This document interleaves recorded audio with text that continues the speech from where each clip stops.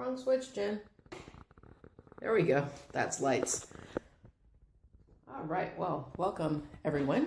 If you've been to my channel before, welcome back. And if you haven't been here before, welcome. And I need to clean my lens. I do that quite often. And my camera shut off while I was cleaning my lens. Why don't you clean your lens beforehand, Jen? Because that would make too much logic, too much sense. Anyway, I have not done a TTC video or a LTTTC, long-term trying to conceive, over 40 video in a long time. For those of you that have been on my channel, you know I'm 45. Your girl just turned 45, but I'm not giving up the hope yet because my cycles are still regular. And I have a donor on hot standby. So, this is where I'm at. My chart, look at my temps. Those of you who chart, this is fertilityfriend.com. Great charting site. You can use it for free. It keeps track of all your cycles. You can put in all kinds of stuff from your medications to your temperatures to any symptoms that you have, like backache or cramping or nausea or any of that. It helps tremendously. But you can see my temps are like up and down, up and down, up and down, all over the freaking place. I kind of thought yesterday may have been an implant dip. That sometimes happens, that when you're 6 to 7 DPO, days post-ovulation, you get an implant dip. So I thought possibly, because my temp did shoot back up again today. Who the hell knows? Clearly my cycle is not regular. But I do want to talk to you all about something more. And I had bleeding. If you look at this, it'll tell you, let me turn my tablet the other way. It will tell you that I am on, let me enlarge it. It will tell you that I'm on cycle 57. I can tell you that I'm on cycle 58. Pert near 5 freaking years. I'm so not amused at all. The reason it says cycle 57 is because I had about 3 weeks, almost 20 days or more worth of spotting to kind of light bleeding, not really regular. So I didn't mark it as light. I just kept it as spotting because I had no clue what was going on with my cycle. I've never had that in my life. I got my period at 13. Kids get it a lot earlier now. I feel bad for those of you who have girl childs. I have one. Yeah, but I got it at 13 and it has been a 26-day cycle since I was 13. Every 26 days I would start a new cycle. Sorry, I got food in my teeth. So therefore, to forthwith, I know that this is really odd. As soon as I turned like 45, literally had my birthday, the next month it was like bleed, bleed, bleed, bleed, bleed, bleed, bleed, bleed, bleed every day. And that was annoying as F, let me tell you, because I don't even like periods to begin with. So the fact that I had a little bit of bleeding every day was highly freaking annoying. And I went to the hospital during that time. Actually, it was Christmas Day. If you guys have seen my Christmas video, yeah, there was no Christmas dinner for me because I cooked all day for everybody. I was sick as a dog. JC was here and I just was sick. I kept puking and bleeding for like 3 weeks at that point. So anyway, I went to the emergency room that night because of the vomiting and I couldn't take my blood pressure medicine and my blood pressure was really high. They actually admitted me for a couple days to try to get my blood pressure down, and my potassium was low, so they tried to get that up. That has not a darn thing to do with the next thing I'm going to tell you. Anyway, because I had had the bleeding for so long and I was having kind of like lower back pain, they were trying to rule out kidney stones or anything like that. So they did a couple different ultrasounds and scans. I didn't have kidney stones, but they did find through the regular abdominal ultrasound, for you ladies who have had those before, over the top of your belly, normal ultrasound, and the vaginal ultrasound. Yeah, great fun. It's like they stick a gigantic wand up in your hoo-ha. So I had that done as well. And they found that I had, and I hope I'm pronouncing this right because I haven't heard it anywhere and I only saw it written on the form and the doctor didn't even say the name of it, but it's adenomyosis. I'm going to kind of put the name down here. Adenomyosis, I don't know. I don't know how you say it properly, and I was in the medical field for well over 25 years. But I'm going to say this. It is basically where your endometrium, which is the lining inside your uterus that builds up every month, and then when you don't get pregnant, it sheds, and that's your period. It's not the same as oh, good Lord, I can't talk.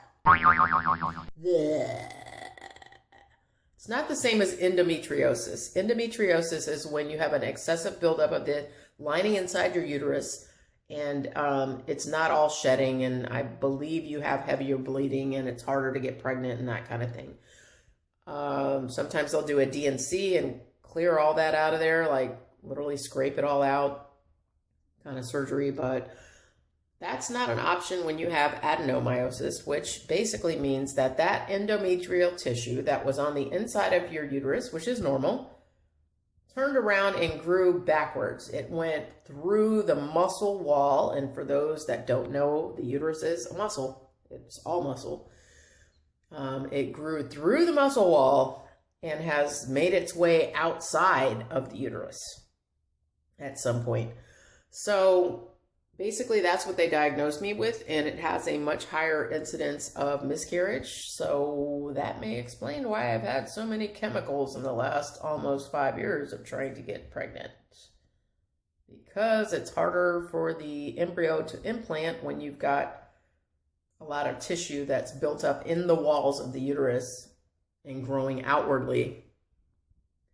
And there is no cure for it. You cannot do a D&C, which is a dilation and curettage, I believe it's called. That may be the Portuguese word. My mother says it all the time, but I don't know. Anyway, D&C basically just means that they're going to dilate your cervix enough to get in there, and they're going to scrape everything off the walls to clean you out. And sometimes if you have a missed, look, my nose is itching. That happens every flippin' video. If you have a missed miscarriage, which basically means you miscarried, but the contents of the uterus were not expelled, they will do a D&C. So same thing, but that's not an option when you have adenomyosis because it has grown through the wall of the muscle of the uterus and sometimes has come out on the outside of the uterus. So that is what they diagnosed me with, which I didn't have. I don't even know. The last time I got scanned was when I had baby boy, which was 2010. So that's a long time ago. So yeah, not quite sure about that. I don't know what to say about that. But anyway, at some point it has developed. It doesn't mean you cannot get pregnant. It just means that you have a higher incidence of miscarriage. And I've had a lot of chemicals in the last year. Chemical pregnancies would be ones that happen generally before 6 weeks.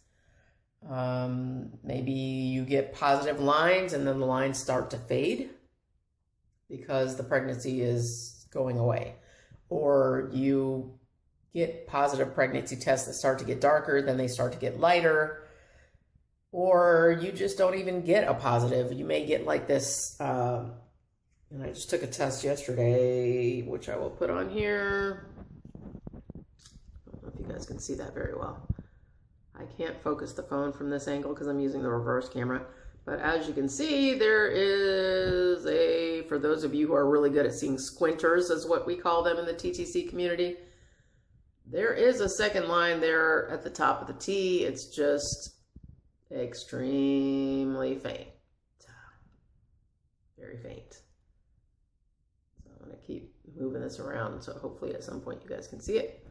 Anyway, I've had lots of those and then they don't develop or they just get a little darker and then go back lighter. So check my old videos, you'll see them. But basically, adenomyosis just means you have a higher chance of having miscarriage. And I'm assuming it's because it's harder for the embryo to implant if you've got endometrial tissue growing through your uterus wall. To me, That almost seems like scar tissue in a way. So it seems like it would be harder for the embryo to implant in. So that's where I'm at, because today I would be 9 or 10 DPO, I believe. Days post-ovulation, sorry.